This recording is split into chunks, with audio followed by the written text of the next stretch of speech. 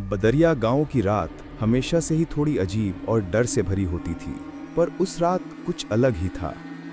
नेहा अपनी बुढ़ी दादी के साथ एक पुराने कच्चे घर में रहती थी। गांव छोटा था, रास्ते पतले और अंधेरा इतना गहरा कि रात को बिना टॉर्च के एक कदम भी आगे बढ़ाना मुश्किल। नेहा अपने दादी के साथ गांव में रहती थी और नेहा के माता पिता शहर में रहते थे। वो बस महीने में 1 से 2 बार ही घर आते थे, इसलिए घर की सारी जिम्मेदारी नेहा पर थी। उस रात लगभग 11:40 बजे दादी की सांस अचानक रुकने लगी।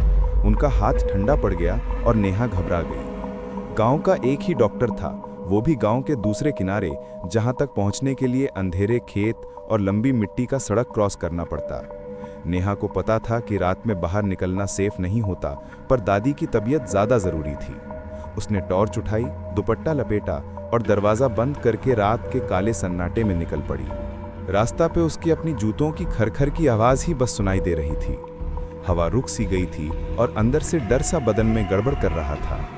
तभी पहली बार उसने वो आवाज सुनी, एक हल्की सी, धीमी, सांस तोड़ती हुई सी आवाज, नेहा। नेहा का दिल एकदम रुक सा गया। उसने तुरंत टॉर्च आगे तक जलाई, पर कोई नहीं था। उसने खुद को समझाया कि शायद हवा की आवाज होगी, पर आवाज इतनी क्लियर थी कि इग्नोर करना मुश्किल था। फिर भी वो रुकी नहीं, क्योंकि दादी की हालत हर सेकंड खराब हो रही थी। थोड़ी दूर चलने के बाद दाई तरफ के खेत में से धीमी सी हलचल हुई, जैसे कोई भारी चीज तेजी से भागती हो। नेहा तुरंत टॉर्च वहां मोड़ती है, पर रोशनी के कोने तक सिर्फ हिलती हुई घास दिखती है। उसका दिल जोर जोर से धड़क रहा था, पर उसने कदम और तेज कर दिए। तभी एक और आवाज, इस बार जरा ज्यादा पास से, नेहा रुक जाओ ना। नेहा का गला सूख गया। इस बार आवाज में सांस की आखिरी हद तक थकान थी, जैसे कोई दर्द में हो। नेहा ने चुपचाप भागना शुरू कर दिया। टॉर्च हिल रही थी, उसकी सांसें टूट रही थीं, पर उसे सिर्फ डॉक्टर के घर पहुंचना था।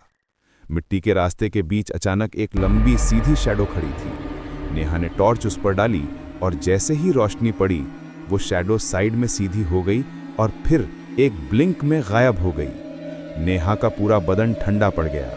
उसने कभी इतना गहरा अंधेरा, इतना कुछ महसूस नहीं किया था। बार बार लग रहा था कोई उसे देख रहा हो।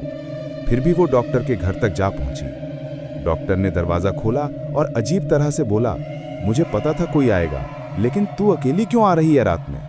नेहा ने जल्दी से सिचुएशन बताई और डॉक्टर दादी को देखने के लिए तुरंत चल पड़ा। रास्ते में डॉक्टर ने एक बात बोली जो नेहा को और डरा गई। आज शाम को मैंने तेरे घर के पास एक लड़की को खड़े देखा था, तू जानती है कौन थी वो? नेहा ने बोला कि मैंने देखा तक नहीं था। डॉक्टर का टोन अजीब था, जैसे वो भी पूरी बात नहीं बोल रहा हो। घर पहुंचकर नेहा दहशत में आ गई। दरवाजा खुला था। नेहा ने कहा, डॉक्टर साहब मैंने दरवाजा बाहर से बंद किया था, पर अब ये खुला हुआ कैसे है? डॉक्टर ने दरवाजा खुलवाया, दादी को दवा दी और चला गया। नेहा अकेली घर में रात के अंधेरे से लड़ रही थी। रात 1:30 बज रहे थे। हवा तेज हो चुकी थी। तभी आंगन में कदम की आवाज हुई, ठक ठक ठक, जैसे कोई धीरे धीरे चल रहा हो। नेहा खिड़की के पीछे खड़ी थी, सांस रोककर। टॉर्च की रोशनी ने आंगन के कोने में एक लंबा सा फिगर दिखाया, बिल्कुल स्टिल। रोशनी सीधा उसके ऊपर पड़ते ही फिगर गायब हो गई। नेहा का दिल कमजोर होता जा रहा था। दादी की कमजोर आवाज आई, बाहर मत जाना। नेहा बोले, दादी बाहर कुछ है। नेहा तुरंत दादी के पास बैठी, पर तभी खिड़की के बिल्कुल पास से एक आवाज फिर आई, इस बार बहुत करीब से, नेहा। जैसे कोई चीख रहा हो पर आवाज निकाल नहीं पा रहा हो। नेहा रोने लगी। अंधेरा घर में घुस चुका था। आधी रात के बाद सबसे बड़ा डर तब आया जब पीछे के दरवाजे पर किसी ने जोर से धक्का दिया। धमाक, दरवाजा हिल गया। फिर नीचे किसी के घिसते हुए पैर की आवाज, जैसे कोई लटपट पैर से दरवाजे को स्क्रैप कर रहा हो। 10-12 सेकंड तक ये आवाज चली, फिर एकदम शांति। नेहा ने पूरा दरवाजा कस के बंद रखा। सुबह तक उसने एक पल भी आंख बंद नहीं की। सुबह 5 बजे जब दरवाजा खोला तो मिट्टी में नंगे पैर के फुटप्रिंट्स थे, सीधे उनके दरवाजे तक आते हुए। पर सबसे अजीब बात, फुटप्रिंट्स वापस नहीं जा रहे थे, जैसे कोई अंदर तो आया हो पर बाहर ना गया हो। नेहा की रूह कांप गई। दादी ने धीरे से बोला, ये इंसान के पैर नहीं, ये कुछ और है। वो पूरी रात तुझे ढूंढ रहा था। फुटप्रिंट्स देखकर गांव के पुजारी बाबा को बुलाया गया। बाबा ने ध्यान से मिट्टी देखी और बिना कुछ बोले पूजा शुरू कर दी। उन्होंने कहा कि फुटप्रिंट्स पुराने कुआं की तरफ जा रहे हैं, वही कुआं जिसमें 18 साल पहले एक लड़की गिरकर मर गई थी। उसकी आत्मा कभी शांत नहीं हुई।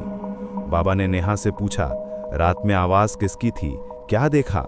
नेहा ने सारी बात बताई, शैडो, आवाज, खिड़की की हलचल, दरवाजे की स्क्रैपिंग। बाबा ने धीरे से सिर झुकाया और बोला, वो लड़की तेरी उम्र की ही थी। जब सदियों की अंधेरी रात आती है तो वो किसी यंग लड़की को अपनी जगह खींचना चाहती है। रात में नाम लेकर बुलाती है, जो जवाब दे दे वो वापस नहीं आ पाता। बाबा ने घर में पूजा की। धूप जल रही थी और हवा ठंडी हो गई थी। नेहा ने महसूस किया कि छाया कम हो रही है, पर एक पल के लिए उसने देखा आंगन के कोने में एक परछाई अब भी खड़ी थी, बस दूर से उन्हें देख रही थी। पूजा के बाद बाबा ने कहा, इस रास्ते से रात में कभी मत गुजरना, वो आत्मा रात में ही चलती है, अभी शांत है पर गई नहीं। उस रात के बाद नेहा कभी रात में बाहर नहीं निकली। डॉक्टर भी कहता है कि उस रात उसने नेहा के पीछे एक परछाई साथ साथ चलते देखा था, पर कभी बता नहीं पाया। और गांव वाले आज भी कहते हैं, बदरिया की रात में अगर कोई आवाज तुम्हारा नाम लेकर पुकारे तो कभी मुड़कर मत देखना।